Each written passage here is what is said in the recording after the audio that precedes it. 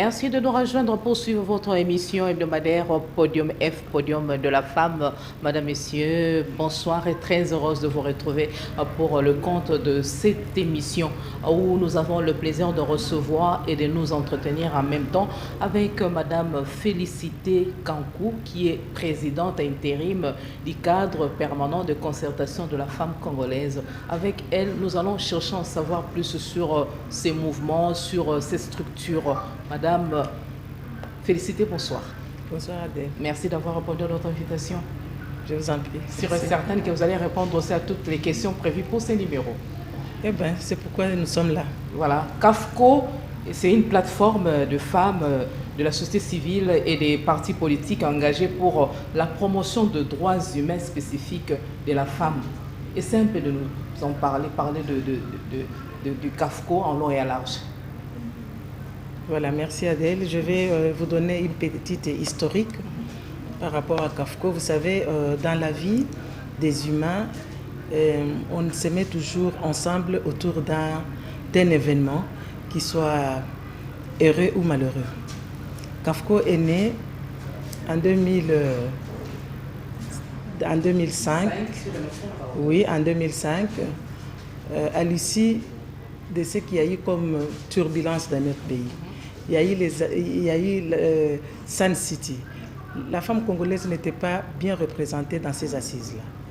Mais il y a eu un autre groupe de femmes qui faisaient les lobbying et les plaidoyers en dehors des participants. Donc c'était dans le cadre du forum d'évaluation du caucus de femmes congolaises. Oui. Ici, le dialogue interne congolais de Sun City. Voilà. Exactement. Ces femmes-là, à Sun City, ont fait un travail formidable. Et rentré ici, il y a eu beaucoup d'autres qui se sont déployés pour aller au gouvernement, au parlement, etc. Mais surtout les femmes de la société civile se sont dit non, nous devons garder ces cadres, nous devons mettre sur pied un cadre qui devra suivre ce que la femme congolaise est en train de faire, surtout dans le cadre de la participation de la femme. Ainsi, CAFCO sera né en 2005 sous l'œil de tout le monde, du ministère de la condition féminine. À cette époque, INFP était là, il y avait PNUD, pas du tout, mais il y avait ce que vous appelez aujourd'hui ONU Femmes. À l'époque, c'était UNIFEM. Okay. Voilà.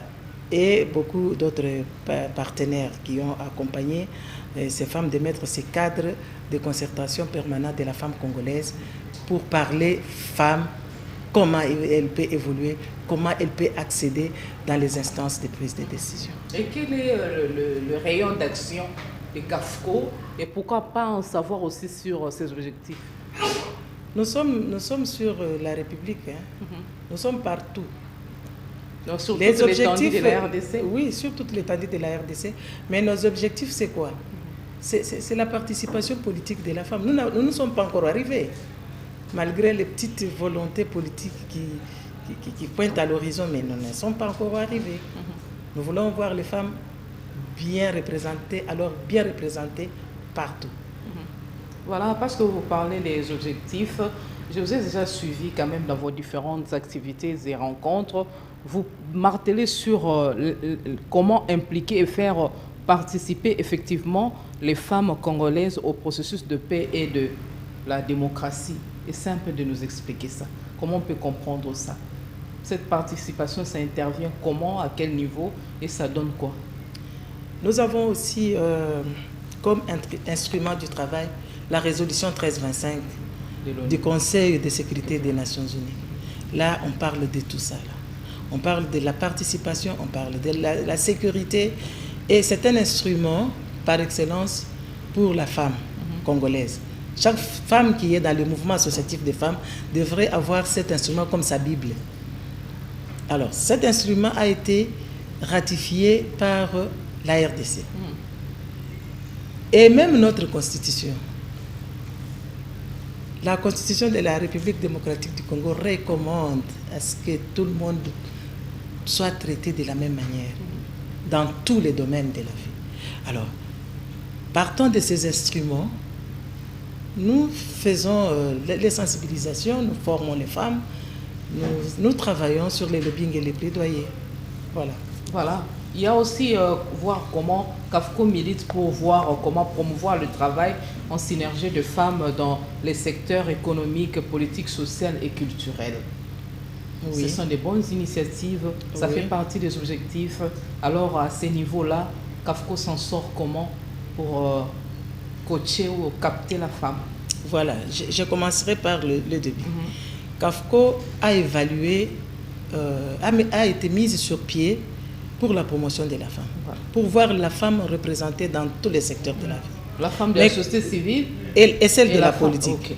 Parce que la CAFCO, c'est ce qui fait la force des CAFCO. C'est une structure là où il y a les femmes politiques et aussi les femmes de la société civile. Pourquoi les femmes politiques sont avec nous? C'était une décision que les femmes avaient prise en son temps. Notre instrument du travail, c'est les plaidoyers. Nous, de la société civile, c'est difficile de voir les autorités. Alors que nos sœurs qui sont en politique sont avec les chefs des partis politiques qui sont, entre autres, au gouvernement. C'est une stratégie d'avoir celle-là avec nous. Parce que si nous voulons voir, par exemple, M. Bemba, on a F. Bazaïb avec nous, on le voit. Voilà, c'est un peu ça. Mais, pour revenir à votre question, nous avons évalué. Nous avons évalué les élections depuis 2006. Quand nous avons évalué les élections, en tant que CAFCO avec nos partenaires, nous avons décelé les causes pour lesquelles les femmes, malgré l'engouement, malgré la volonté, pour lesquelles elles ne sont pas bien représentées. Les causes qui étaient endogènes et aussi exogènes par rapport à la femme. Nous avons continué le travail. À la fin de compte, on s'est dit non, maintenant, parce que nous connaissons maintenant les causes, maintenant formons les femmes. Voici la stratégie. Nous avons commencé le travail de former les femmes. Nous avons commencé le travail de visiter les femmes au sein même de leur parti politique pour voir qu'est-ce que les femmes font dans leur parti politique. Quelle position les femmes occupent dans leur parti politique. Malheureusement, fort malheureusement, beaucoup de femmes occupaient des postes comme très souvent présidente de la Ligue des femmes. Pourquoi faire? Je ne sais pas. Peu de femmes étaient des secrétaires générales des partis, même des vice-présidentes des partis. C'est avec tous ces éléments qui nous ont permis ou qui nous ont aidés de produire des projets avec nos partenaires pour commencer à former les femmes, pour leur dire non, vous ne pouvez pas être seulement chargé des femmes. Pourquoi? Cette formation-là est formidable. Mais on sait que, on le dit toujours, gérer une femme, c'est pas du tout facile. Hein? Pour au début, vous avez rencontré des difficultés, de prime abord, par réunir, rassembler les femmes, surtout les femmes politiques. Ce sont des femmes très exigeantes, voire de la société civile. Vous vous en sortez comment? Parce qu'on sait que la femme pose problème partout là où elle est. Non. C'est un discours que je n'aime pas. Les problèmes du genre caprice, voilà. C'est un discours que je n'aime pas. Vous savez, les femmes, quand elles se décident de faire quelque chose avec leur cœur, parce que les femmes font toujours des choses avec leur cœur, alors elles les font bien. Alors, bien. C'est vrai, nous venons de familles différentes, nous avons des caractères différents. Là où il y a les hommes, il y a toujours des problèmes. Mais l'important, c'est quoi? C'est rester fixé sur nos objectifs. Voilà. Nous dire, je peux ne pas aimer Adèle, mais ce qu'elle fait, je me retrouve et j'adhère. Les femmes politiques, nous qui les gérons, parce que c'est nous, les femmes de la société civile qui gérons les femmes politiques. On ne marche pas sur leur plaque-bande, on n'est pas dans leur concurrente. Au contraire, nous sommes en train de faire les lits pour eux. Nous faisons les plaidoyers, les lobbying, les marches même, pour que la femme soit représentée. Mais pourquoi j'aurais les problèmes avec la femme politique? La préoccupation relative au genre, ça pose problème, ça continue à poser problème ici en République démocratique du Congo. Mais toujours parce qu'on parle des objectifs du cadre permanent de concertation de la femme congolaise, vous militez pour intégrer l'approche genre comme question transversale dans la prise de décision. Il y a déjà du succès par rapport à ça ou il y a encore un chemin à parcourir? Vous savez, nous sommes dans un pays où le système patriarcal a élu domicile. Hein? On vous dit que c'est l'homme d'abord. Eh bien, la femme à la cuisine. Je pense que nous avons encore du chemin à faire. C'est pourquoi nous, à CAFCO, nous avons quitté les niveaux du militantisme. Nous sommes dans la professionnalisation.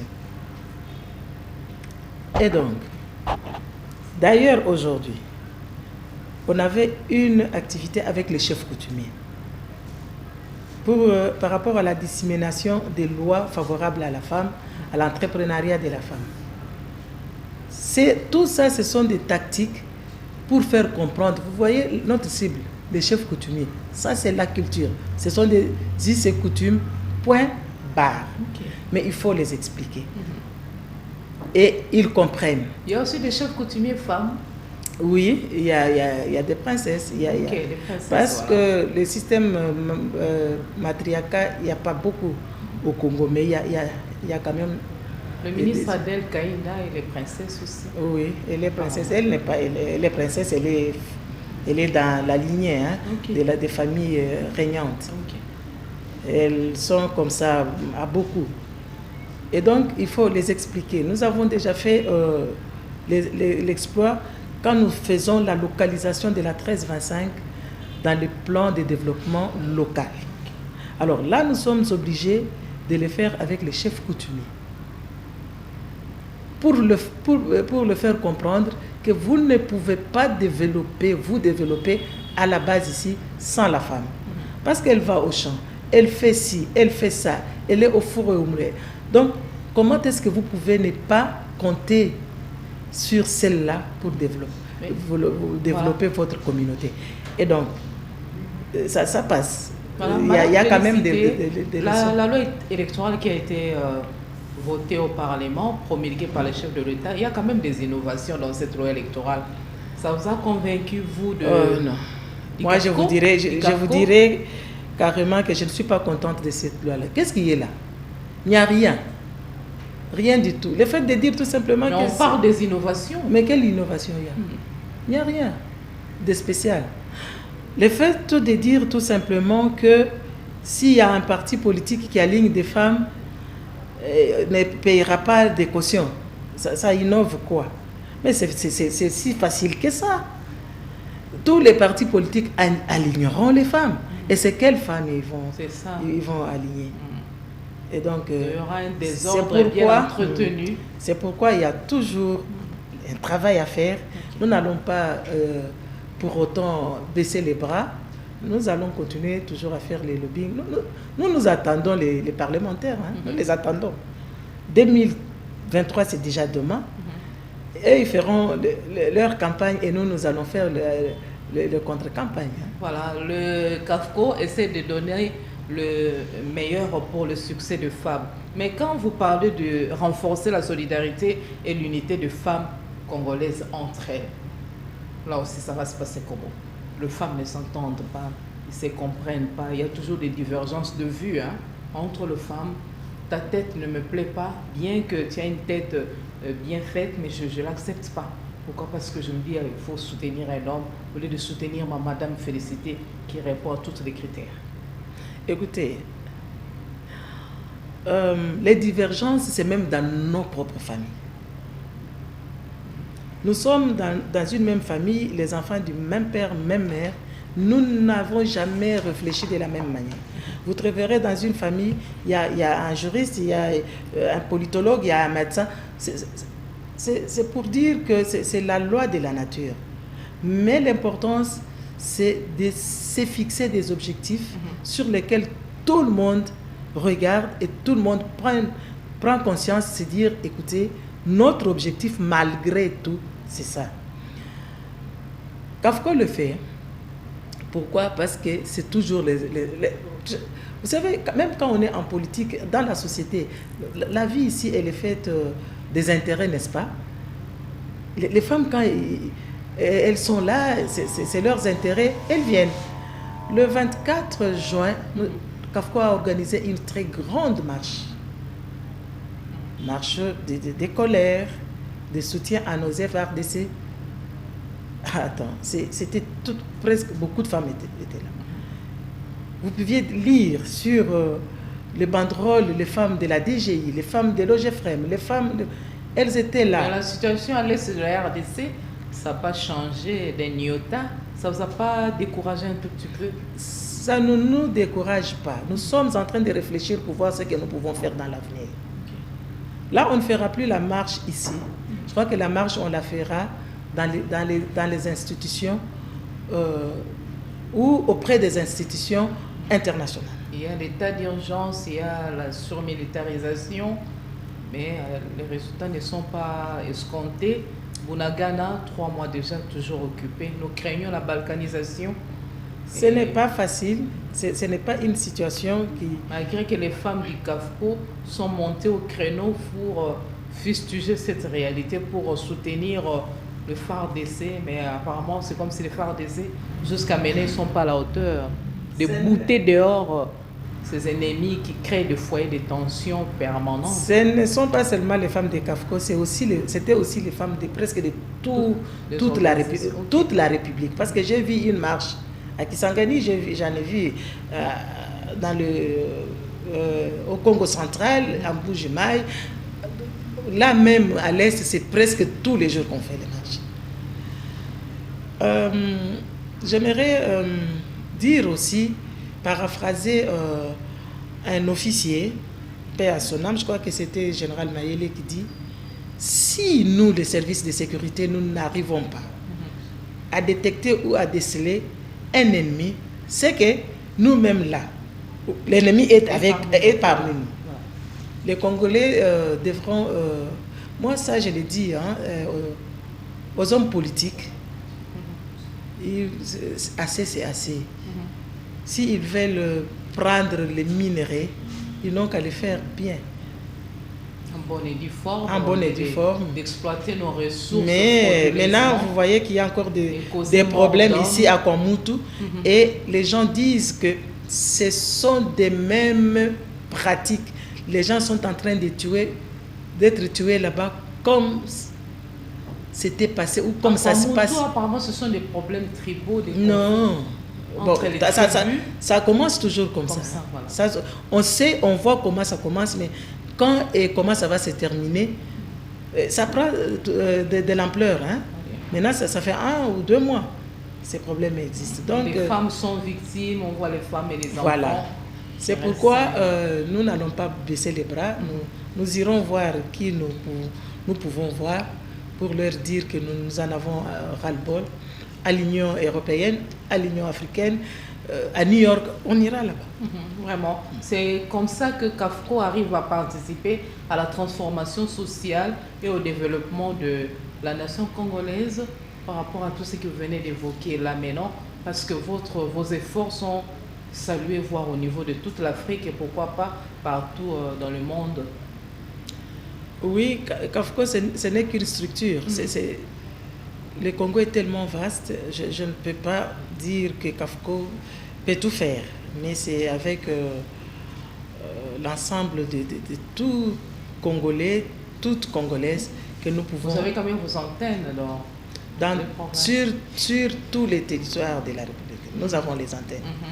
Mais même les coordinations, est-ce que ce sont des antennes? Ce sont les coordinations bien structurées. Madame la présidente intérim du cadre permanent de concertation de la femme congolaise, parlons un peu de la mission du CAFCO et les catégories des membres. Qui sont membres de cette structure et comment les catégoriser s'il y a moyen? Merci. Comme toute autre structure ordinaire, c'est pas spécial, mais la petite différence, comme c'est une C'est un cadre, c'est une plateforme. N'adhère à CAFCO que des structures. Mais nous pouvons aussi, ou nous avons aussi les membres d'honneur, les donateurs. C'est tout. Il n'y a pas de la magie. Vous ne parlez pas aussi des membres fondateurs? Oui, nous avons des membres fondateurs. Qui sont appelés membres fondateurs? Les gens qui ont vu naître ces... Qui ont signé dans le statut qui était là à la fondation, à la création. Et elles sont là, elles sont nombreuses. Mais comment on peut les différencier, les membres d'honneur, les membres effectifs, sympathisants et ainsi de suite? Tout est couché dans les statuts et les règlements intérieurs, tout simplement. Voilà un peu ça. C'est ça le nécessaire par rapport à cette plateforme. Cette plateforme qui vit, mais vous vivez comment? D'où vous tirez vos financements? Qui sont derrière vous pour que vous puissiez travailler sans embâche? Nous sommes une plateforme assez sérieuse. Ça, je peux quand même me le permettre. Nous avons nos partenaires, beaucoup de partenaires d'ailleurs, avec des projets, avec des programmes. Nous vivons également avec les cotisations de nos membres. Et la chance qu'a eu CAFCO, c'est que les dirigeantes de CAFCO, nous travaillons. Nous avons notre travail et nous allons à CAFCO faire le bénévolat. C'est une structure qui a fait quand même longtemps, hein. C'est depuis 2005. Et par rapport à notre travail sur terrain, nous remplissons pratiquement 75% des normes que les partenaires exigent pour soutenir ou financer une plateforme ou bien une organisation. Voilà pourquoi nous avons toujours des financements de nos partenaires. Nous en avons beaucoup. ONUFAM, nous avons PNUD, NFP, Olofpan, DNWP, Institut Université de Tulane, même les programmes de vaccination, PEV. Ce sont nos partenaires, nos travailleurs. Mais une question de curiosité. Lors de l'investiture du chef de l'État, Félix, nous avons vu les CAFCO lui remettre une Bible. Ça symbolisait quoi? Non, ce n'était pas l'investiture. C'était le jour où nous avons fait la marche. Ok. C'était le 24 juin. Nous avons marché. Les femmes étaient fâchées. On allait amener des flèches, des tramontinas pour lui dire, prenez symboliquement, allez vous battre avec les autres, vous êtes aussi un homme. Mais nous nous sommes dit, nous sommes des femmes, nous sommes des artisanes de paix. C'est alors que nous lui avons amené une Bible qui a été reçue par Madame Boacha, qui est Sadir Kaba, pour lui dire que dans la Bible aussi, nous avons vu les rois qui ont fait la guerre, mais ensemble avec Dieu, ils ont vécu. C'était tout simplement ça. Au lieu d'amener le Tramontina, on a amené la Bible, parce que dans la Bible, il y a tout. Voilà, c'est un livre qui contient d'autres livres ou tous les livres. Nous allons évoluer. Les cadres de concertation permanente de la femme congolaise, vous avez organisé aussi des rencontres, vous étiez reçus, vous avez des échanges fructueux avec le numéro 1 de la centrale électorale, qui est une institution d'appui à la démocratie, CENI. Mais lors de votre présence, de votre rencontre avec le président de la CENI, vous lui avez présenté un nouvel outil dénommé Analyse comparative sexe et plus. Oui. Explicité. C'est un outil, Access Plus, c'est un outil qui renforce le genre. La centrale électorale et les organisations de la société civile sont en partenariat. Et nous sommes également obligés de nous renforcer les capacités. Il y a une cellule genre à la CENI. Voilà pourquoi nous avons apporté cet nouvel outil qui peut permettre à chaque organisation qui l'intègre dans ses politiques et programmes de faire l'attention particulière à des gens qui ont été très souvent écartés. C'est un outil qui aide une inclusion totale dans la société, dans n'importe quel domaine, surtout par rapport aux dirigeants. On lui a donné ça, elle a dit il voulait encore qu'on lui renforce davantage parce qu'il trouvait que c'était tellement intéressant et qu'il n'avait pas le temps de comprendre tout ça. Voilà. C'était tout simplement ça. C'est un outil qui renforce le genre parce que nous pouvons parler genre très bien. Mais lors de... Nous voyons vous le CAFCO, l'NDI, l'ONIFAM et le PNUD plaider pour, dans la loi électorale pour qu'il y ait la dimension genre. Mais effectivement, pour quelle finalité? Oui, mais la dimension genre ou la parité, ce n'est pas de l'aumône. C'est constitutionnel. Parce que ce n'est pas respecté. Nous devons parler pour que ça soit respecté, c'est tout simplement ça. Ce que nous sommes en train de faire, ce n'est pas du bruit, ce n'est pas que nous demandons une faveur. Nous rappelons aux gens qui doivent mettre en pratique la loi à l'ordre, tout simplement, leur dire... Avec la promotion du genre, qui est une exigence pour asseoir une gouvernance plus crédible, ça sera vraiment crédible en République démocratique du Congo. On sait que la discrimination est toujours là, permanente. La femme est, s'il faut en termes de pourcentage, est à 10% représentée dans les instances de prise de décision, dans les gouvernements, ainsi de suite. Oui, c'est possible, parce que si nous remontons dans les années 1960, 1965, avec nos mamans telles que Maman Zuzi Wambombo, Maman Mouyambo, etc., Madame Kanza. Ben, vous voyez ces femmes-là qui faisaient la politique, comment elles étaient étiquetées. Moi, je pense qu'on avance. On avance petit à petit.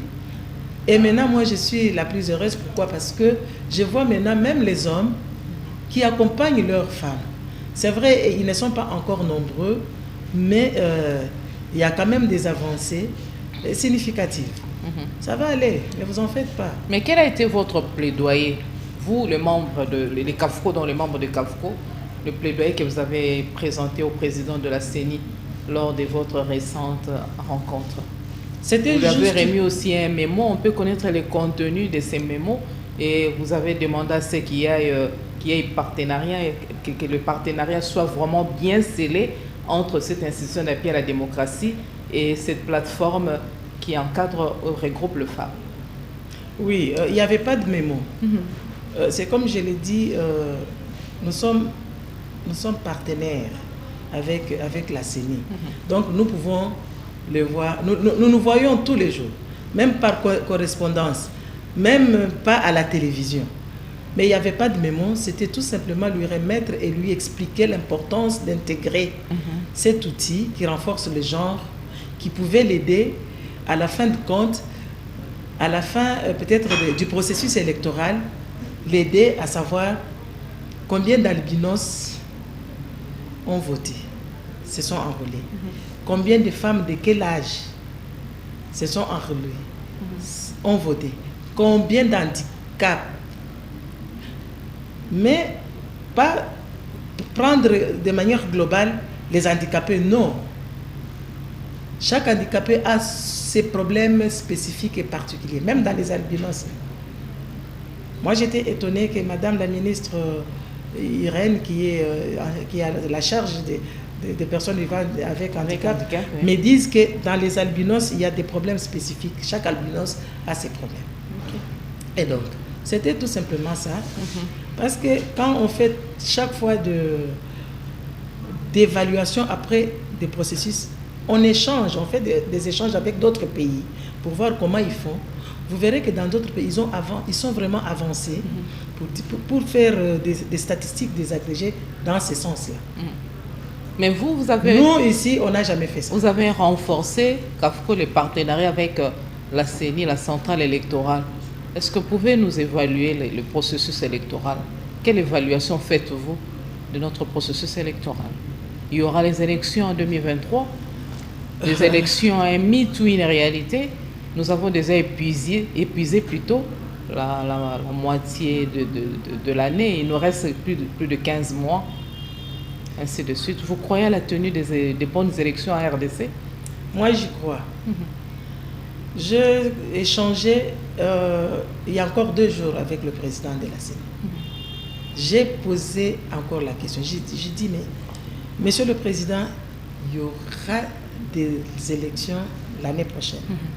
Parce que vous savez, dans les pays post-conflit, les pays à problème, comme le nôtre là, il y a des élections. Il y a encore des foyers de tension à l'Est. Il y a deux formes, deux sortes d'élections. Il y a des élections techniques et des élections politiques.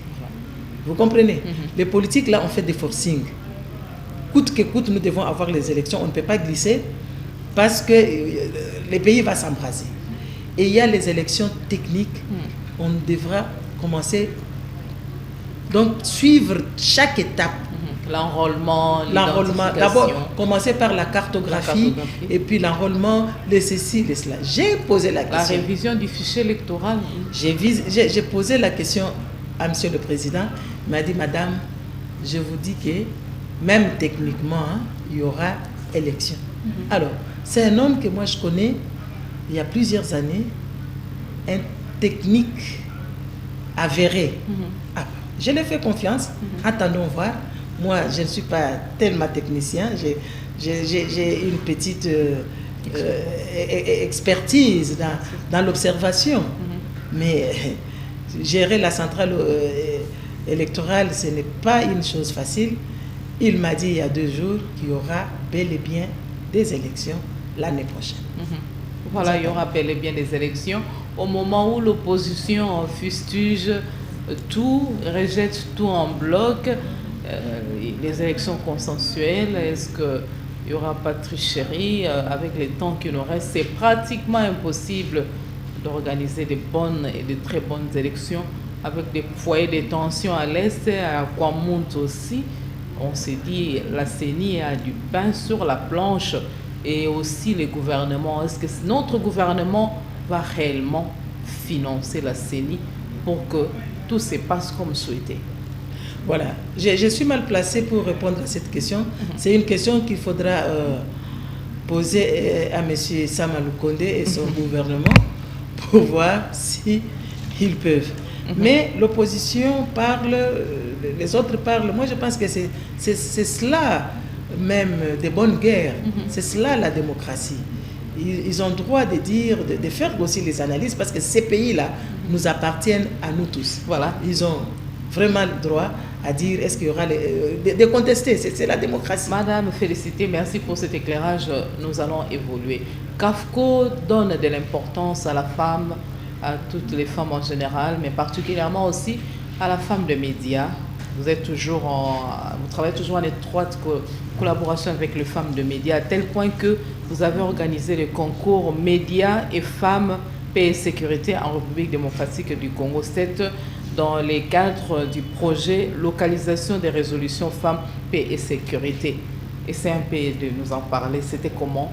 Vous avez procédé comment pour choisir les femmes qui se sont distinguées, faire le sondage, ainsi de suite? Voilà. J'ai parlé en passant de la professionnalisation. CAFCO aimerait être une plateforme là où on peut puiser de l'excellence. C'est pourquoi nous procédons à toutes ces choses. Nous nous sommes dit, nous commençons avec les médias. Femmes et sécurité, nous voulons la professionnalisation. Nous avons constaté que beaucoup de nos jeunes journalistes ne sont pas professionnels, ne sont pas des journalistes d'investigation. Et surtout avec les réseaux sociaux, tout le monde parle dans tous les sens, tout le monde publie dans tous les sens. Et un journaliste qui se respecte va puiser les informations dans les réseaux sociaux. Non. On a dit, nous sommes dans la résolution 1325, nous allons voir qui est ces journalistes-là qui fait quand même un clin d'œil aux femmes. Et nous avons mis sur pied toute une commission qui était composée de l'association des journalistes, la femme, Oui, oui. qui est dirigée par Rose Massala. Rose Massala, oui, oui, ça va venir. Oui, on a pris aussi l'INPC, on a pris l'IFASIC. On leur a donné tout simplement... ICOFEM, voilà. ICOFEM, voilà. On leur a donné tout simplement le terme des références. Et nous, on a attendu. Moi, je ne sais même pas comment ça s'est passé. Nous avons fait confiance dans ces éminentes personnalités qui dirigent les médias. Et ils nous ont sorti, c'était pour voir pendant cette période de la Covid, quel est ce journaliste qui a parlé de la paix, de la femme et même de la Covid. Et voilà, vous avez vu, ceux-là que vous avez vus, qui ont gagné. Voilà. Hormis les diplômes, qu'est-ce que vous avez remis à cette femme de médias pour immortaliser la grandeur de ce qu'elle a pu faire et que les Kafkois saluaient? Vous voulez que je vous dise qu'on lui a donné de l'argent? Kafko n'a pas de l'argent pour donner. Mais c'est une bonne chose. Nous avons fait ça avec nos partenaires. Des œuvres d'art, par exemple. Ça, on a donné, ça c'est la moindre des choses. Mais avec nos partenaires, je crois qu'il a déjà voyagé. Il y avait 2 ou 3 pays, le Caraïbes, je ne sais où encore, pour aller échanger d'expériences par rapport à femmes et médias, la résolution 1325, tout ça là. Vous voyez qu'elle est rentrée déjà dans un système où elle sera connue, où elle sera souvent invitée pour échanger d'expériences avec les autres. Et cela peut susciter aussi les autres journalistes de faire les choses à leur Ce sont des bien. voyages sous la charge de Kafko. Oui, supportés avec par des déplacements supportés par Kafko. Et notre partenaire, DNWP. Voilà, merci beaucoup. Ça, c'est très génial. Nous osons croire que ce n'est pas une première opportunité. Vous allez continuer dans ce sens en guise de donner d'autres journalistes femmes qui se distinguent aussi des prix. Des prix s'encouragent toujours. Oui, nous allons réfléchir. Et c'était combien de femmes comme ça vous avez décerné? Je ne sais pas. Je ne sais pas ce qui s'est passé. Il faudra poser les questions aux membres des jurys. Moi, je n'ai pas voulu rentrer dedans parce qu'il y avait même les filles du journaliste. Une qui, parmi les nominés, là, elle ne croyait pas. Et elle a voulu tomber quand on a cité son nom. Elle a dit, ah bon, moi aussi. Okay. Donc, nous disons, nous allons réfléchir pour aller loin, pour donner des prix, même aux femmes entrepreneurs qui ont promu aussi les femmes comme... Donc, il n'y avait pas que les femmes de médias? Non, il n'y avait que les femmes des médias.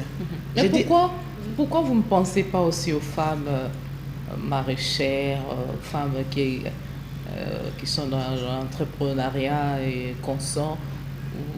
Vous avez jugé bon porter votre regard que sur les femmes les femmes politiques et les femmes de la société civile? Ce n'est que les débuts. Les femmes qui nous font manger comme ces maraîchères. Oui, ce n'est que les débuts.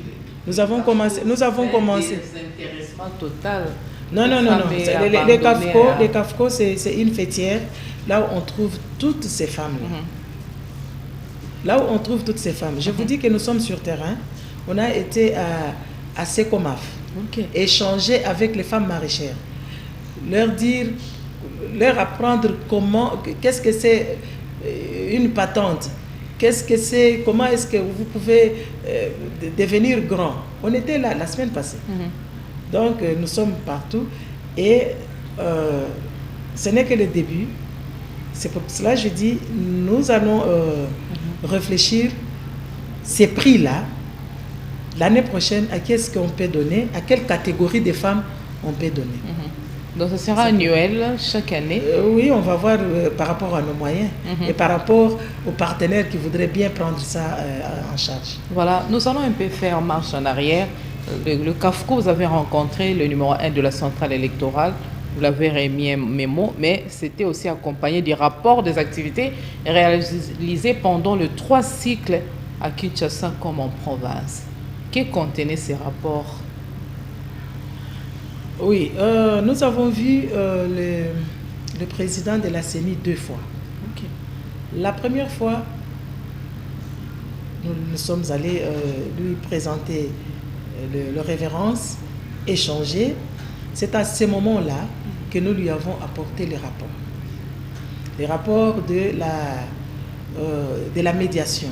Parce que les élections qui viennent de se passer, CAFCO a formé des médiateurs, médiatrices des élections.